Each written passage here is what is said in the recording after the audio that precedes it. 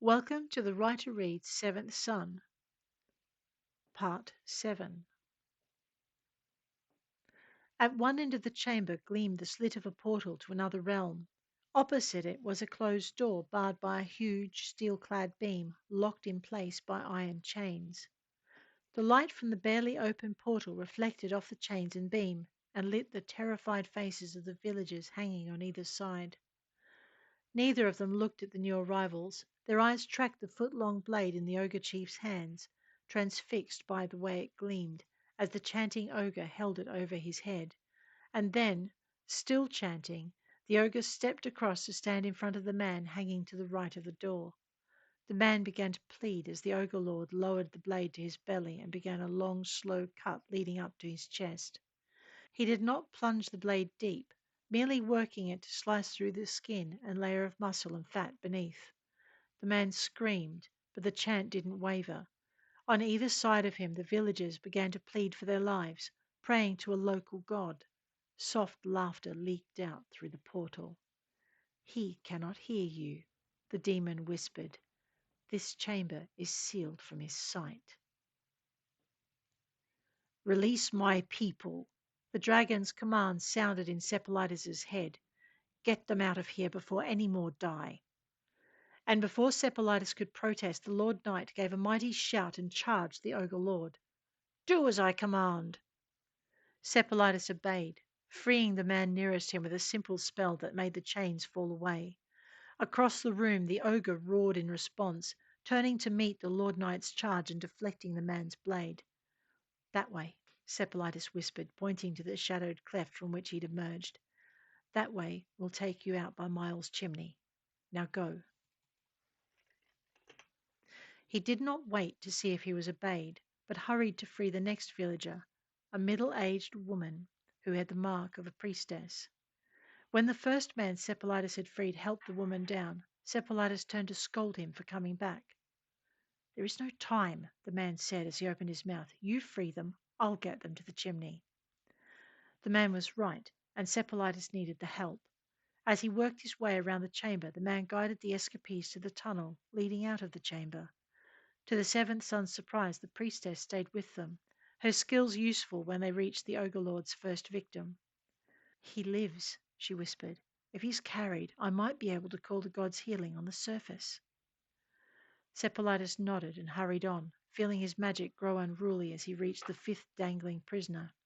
He was only too aware of the battle being fought between the Lord Knight and the Ogre King. He turned to the sixth prisoner as the wounded man was carried carefully away. Again, he had no choice but to use magic to free the man. The magic came, curling over his hands like fire, lashing out at the shackles and exploding small divots from the stone beyond. The villagers stumbled away toward the first man, waiting to guide him out. He stumbled around Seppelitus as though afraid to touch him. "What are you?" he whispered, backing hurriedly along the wall. What indeed? Seppelitus thought, catching sight of the magic coiled around his wrists. Keeping it in sight, he hurried toward the next villager. She whimpered when he came close, flinched as he raised his fingers to touch the catch on each shackle. She did not thank him as they fell away, but ran in a panicked scamper to where the first villager waited. "Hurry," the man said, his eyes flicking to where the Lord Knight and the ogre were locked in battle, and then flicking to where the portal stood. Even his gaze was wary where it fell on Seppelitus. Seppelitus nodded, hurrying to where the last villager hung. 8 villagers, and he had only called the magic 6 times. He looked at his hands and saw the magic remained, a tangible, glittering band of fire, coiled over his forearms and wrist, the end of it wavering like a snake, ready to strike. Keeping an eye on the combatants, he raised his hands to the shackles, glad he didn't have to call the magic any more. How long he would be able to control it, he couldn't say. This time it struck out of the shackles before he could tell it what he wanted it to do. The man dropped from his chains and tumbled away from Seppelitus, panic in his eyes. To the seventh son's surprise, the other villagers had not left, but they fled as soon as the last man joined them. That left only one, and she was chained to a great stone slab in the middle of the room. Seppelitus eyed the distance between them, noticing how the magic around his hand wavered and glowed, noticing how the portal's light pulsed and wavered, as though someone or something paced back and forth on the other side. Whoever or whatever it was too close. Seppelitus glanced over at where the Lord Knight and the ogre sparred, their blades glittering in the portal's light, their breath coming hard as they danced back and forth. Seppelitus wondered why the Lord Knight didn't return to his draconic self, and a sudden hurried picture of the girl appeared in his mind. She was staring at the two combatants, her eyes wide with horror, and Seppelitus understood that the Lord Knight did not want his true form known. He also knew he had to hurry. The ogre was gaining the upper hand against the man. Keeping a careful distance from the portal, he worked his way around the chamber until the combatants were no longer between him and the altar. Hurrying across the chamber, he knelt at the first of the chains. This time, the magic did not reach out from his hands. Instead, it seemed to recoil from where the chains joined the altar's base. Seppelitus moved to the end of the altar furthest from the portal, to where the girl's hands had been drawn together and secured above her head. Concentrating hard, he tried to guide the magic down to unlock the shackle that bound them. All the time, he was aware of the girl watching him, aware she seemed almost as terrified of him as she was of the portal at her feet, or the ogre fighting her Lord Knight. She saw him reaching for her hands and whimpered. Seppelitus wondered what she saw that frightened her so, and then decided he didn't need to know. When the magic licked out from his hands and touched the shackle, Seppelitus forgot all about the girl. The magic recoiled and shattered, its golden light vanishing from his wrists and forearm. With a curse, Seppelitus grabbed it back. This time he thought only of opening the shackles. He thought of them releasing the girl's wrists and ankles and falling from the altar top. Focusing hard, he pulled the magic through his hands and poured it into the shackles. He was not ready for what happened next. The magic came at him in a rush, slamming into the shackles like a torrent and bursting them wide open. Moving quickly, Seppelitus reached over to pull the girl off the altar, but she avoided his grasp, scrambling over the side and racing for the tunnel opening that would lead her to the top of Miles' chimney. She ran. She didn't look left or right, but ran, fleeing from the altar, the portal, the ogre and his opponent, and fleeing from Seppelitus himself. Before Seppelitus could puzzle what might have caused her such fear, he felt another surge of magic and glanced back at the altar. The power he had called hadn't dissipated as it usually did. Instead, it writhed along the chains, darting in and out of the shackles and pouring over the altar in a sheet. It was almost as if it couldn't break free. Seppelitus took a step back, wondering what he should do next, and the dragon roared. He turned his head for the barest of breaths, caught by the spectacle of the Lord Knight transforming into a copper-coated beast at least 2 draft horses tall and 3 long. "Master!" the ogre cried, "I have delivered!" And Seppelitus looked back at the altar. "Damn fool boy!" roared through his head, just as the dragon bellowed in fury and the ogre shrieked again. "Master!"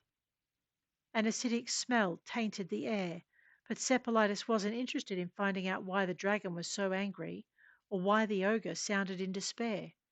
He was more concerned with the way the magic he'd called was writhing in the grip of another magic, one he hadn't called.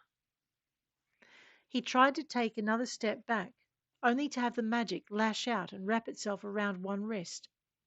Another tendril seized him by the ankle and he was dragged off his feet.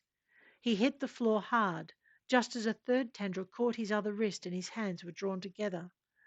"Master, save me!" the ogre screamed, and bone cracked amidst the wet sounds of meat being torn. There was a heavy thump as it hit the floor and the sound of metal rattling away. But Seppelitus couldn't track the sound. The tendrils dragged him across the floor, slamming him into the side of the slab hard enough that he saw stars. He tried to use his free leg to slow his progress, but another tendril captured that too, and he was pulled to the altar top. The demon laughed as though scenting victory. "Spill his blood," said the voice from the portal. "Spill his blood and I will save you." Seppelitus heard the sound of frantic scrabbling, as though the ogre tried to rise. It was followed by the shriek of tortured metal and another more fleshy tearing sound, and the ogre screamed again. Bone cracked once more, and the ogre fell silent. Seppelitus heard claws scrape over the chamber's stone floor and tried to wriggle free.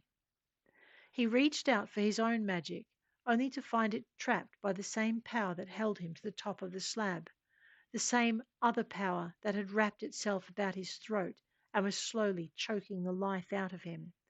He couldn't even call for help.